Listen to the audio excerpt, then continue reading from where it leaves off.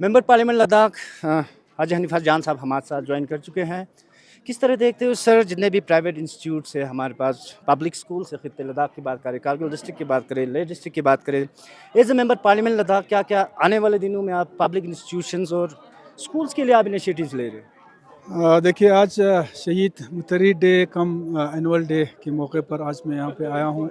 ये मेरे दूसरी बार मुझे मौका दिया है यहाँ पे आने के लिए। तो सबसे पहले तो मैं चेयरमैन साहब और पूरे मैनेजमेंट कमेटी को मैं मुबारकबाद पेश करता हूँ कि उनके अनथक कोशिशों और मेहनतों से जो ये स्कूल आज इस मुकाम पे पहुँची है। जहाँ तक पूरे लद्दाख का जो एजुकेशन सिस्टम और स्कूल के जो सिस्टम है, हमें ये मालूम है कि पिछले कुछ सालों में बहुत सारे चीज़ें बदल गए हैं। नए एक सेटअप में हम यूटी बनी, एक नया सेटअप था। हमारे स्कूलों को जो एफिलेशन है, ख़ासकर जो गवर्नमेंट स्कूल है उनको एब्रप्टली जो है वो सीबीएसई सेटअप में डाला गया है। प्राइवेट स्कूल अभी जूझ रहा है क्योंकि उनके नॉर्म्स के हिसाब से ये लोग अभी तैयार नहीं है कि वो सीबीएसई में जाए। तो आने वाले कुछ सालों में इनका जो एफिलेशन है जेके बोस के साथ, चूँकि जेके बोस का भी उनका भी एक ये कहना है कि स्कूल जो है बहुत कम रह गया उनके एफिलेशन में, जो प्राइवेट स्कूल है। तो एक्सपेंडिचर जो है वो ज़्यादा हो रही है। तो ये सारे चीज़ें हमारे सामने है और जो एब्रप्टली जो हमने सीबीएसई में डाला है उसका नतीजे में पिछले कुछ सालों में जो हमारे रिज़ल्ट आ रहे हैं वो बहुत नेगेटिव रिज़ल्ट आ रहे हैं। ये हम हमारे सामने है। वो इसका नतीजा, उसका ये कारण यही है कि हमने तैयारी के बगैर, प्रिपरेशन के बगैर, क्योंकि सीबीएसई एक बहुत अच्छा एक सिस्टम है लेकिन उनके तरीक़े अलग है जिसके लिए हमारे बच्चे अभी तैयार नहीं थे। लेकिन कोशिश हमारे कौंसिल लेवल पे किया गया। पिछले कुछ सालों में हमने विंटर में हमने हॉस्टल सिस्टम बनाने की कोशिश की गई। लेकिन हार्श विंटर में ये जो हॉस्टल हम बनाया जा रहा है उसमें बहुत सारे चीज़ें लॉफुल ऐसे हैं जिसकी वजह से बहुत सारे हमारे टीचर्स भी तैयार नहीं है कि वो हॉस्टल सिस्टम में पढ़ाया जाए। ज़बरदस्ती उनको उनसे पढ़ाया जाए तो किसी के ऊपर अगर कोई चीज़ ज़बरदस्ती थोपा जाए वो दिल से जो है वो चीज़ नहीं होती है। लेकिन हमें रिसेंटली हम लोग, मैं कल ही ले में था, हमारे प्रिंसिपल सेक्रेटरी जो मैडम है एजुकेशन, उनसे हमारी बात हुई। खिरवार साहब, हालांकि उसके पास अभी ये एजुकेशन नहीं है, उनको हेल्थ और उसमें वो दिया गया है। चीफ सेक्रेटरी साहब के साथ मेरा तफसीलन इन चीज़ों पे बातें हुई। और आने वाले विंटर में, अगर विंटर में अगर हमको हॉस्टल कायम करना है, और कायम करना मैं समझता हूँ बहुत ज़रूरी है, क्योंकि आज सीबीएसई का जो एग्ज़ाम्स होता है हमारा मार्च अप्रैल मई में होती है। अगर विंटर का 3 महीना अगर हम बच्चों को ऐसे छोड़ दें तो यही एक पीरियड होता है जहाँ पे एग्ज़ाम के लिए प्रिपरेशन करना होता है। तो हॉस्टल भी ज़रूरी है, लेकिन उस हॉस्टल में ऐसे फैसिलिटीज़ हो जहाँ पे टीचर्स जो है वो खुशी खुशी वहाँ जाके पढ़ा सके, बच्चों को सर्दी के टाइम में मसले नहीं हो। विंटर फ्रेंडली जो है हमें हॉस्टल बनाने की ज़रूरत है। इन चार सारे चीज़ों पे हमारी बात हुई है।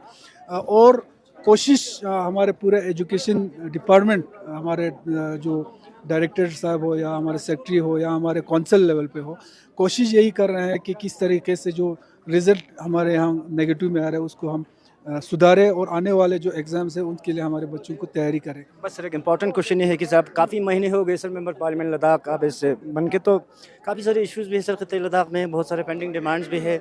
तो इस आपकी लीडरशिप में ऐसे मेंबर पार्लियामेंट सेंट्रल गवर्नमेंट के साथ मिलकर किस तरह जितने भी हमारे इश्यूज़ हैं सर, बर्निंग इश्यूज़, उनको आप टाइप करोगे सेंट्रल गवर्नमेंट के साथ? एक मैं समझता हूँ, और मैं हर प्लेटफॉर्म पे मैं कहता हूँ, सबसे बड़ा मसला, सबसे बड़ा मुश्किल, सबसे बड़ा प्रॉब्लम अगर लद्दाख में कुछ है तो वो है हमारा डेमोक्रेसी ख़त्म।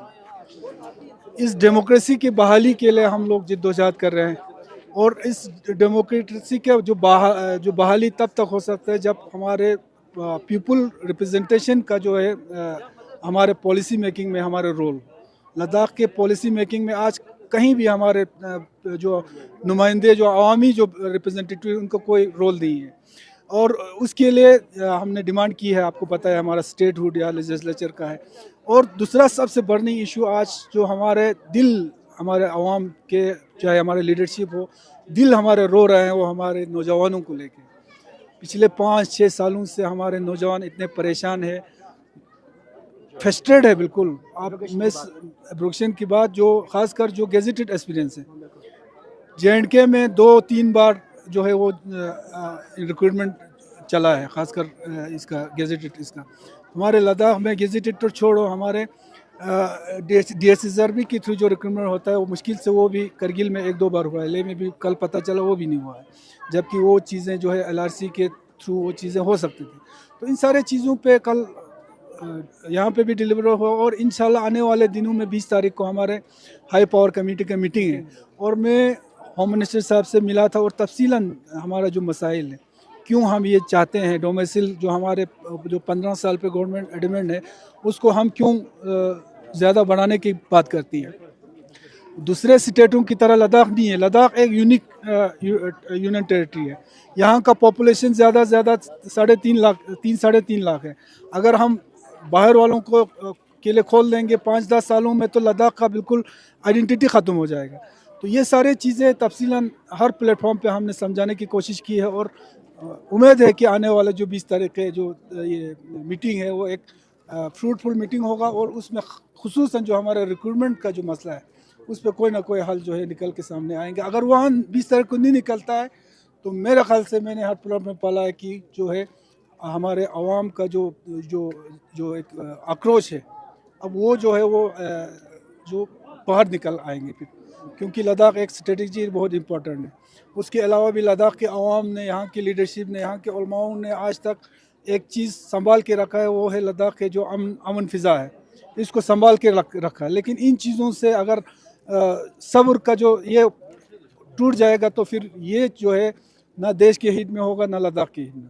आखिरी सवाल होगा सर, चलते चलते पहलगाम टेरर अटैक को लेके मैंने ट्वीट देखा सर आपका, तो किस तरह देखते हो सर, इसकी वजह से काफ़ी टूरिज़्म में हमें परेशानी आ रही है, कश्मीर के साथ साथ लेह के साथ साथ कारगिल में भी, तो आप किस तरह इंश्योर करोगे सर टूरिज़्म इंडस्ट्री को खतरे लद्दाख? देखिए, स्टेटमेंट आए ना आए, लेकिन इस चीज़ का मजम्मत करने के लिए किसी के पास मेरे ख्याल से कोई अल्फाज नहीं है।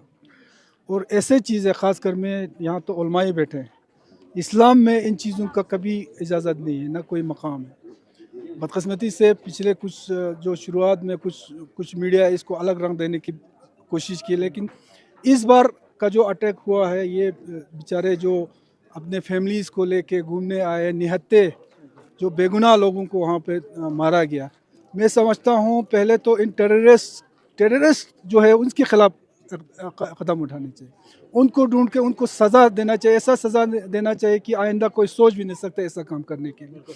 लेकिन सबसे बड़ा एक चीज़ जो अच्छा लगा मुझे, वो ये लगा कि इनके हक़ में जो वहाँ पे शहीद हुए, जो मरे गए, उनके हक़ में पूरा कश्मीर जो है वो रोड पे निकल गया। ये मेरे ख्याल से जो 91 से जो टेररिज्म का जो एक चल रहा था, पहली बार ऐसा एक ये है जो पूरा कश्मीर जो है इनके टेररिस्ट के ख़िलाफ़ जो है निकल के आया। और इसको गवर्नमेंट ऑफ इंडिया, मैं समझता हूँ इसको एक पॉजिटिव वे में लेके कश्मीरियों को ये जो इस तरह के हादसे हैं, इसको कश्मीरियों के ऊपर या मुसलमानों के ऊपर न डाल के टेररिज्म के ख़िलाफ़ जो है सही तरीके से कदम उठाने की ज़रूरत है। थैंक यू सर, बहुत बहुत शुक्रिया। मेंबर पार्लियामेंट लद्दाख हाजी हनीफा जान साहब हमारे साथ रूबरू थे, आप बने रहे हमारे साथ।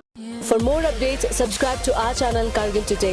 Click the show links and enjoy watching the videos. Like us on Facebook and follow us on Instagram. Keep watching Kargil Today. Keep enjoying Kargil Today, the only voice of Kargil Ladakh.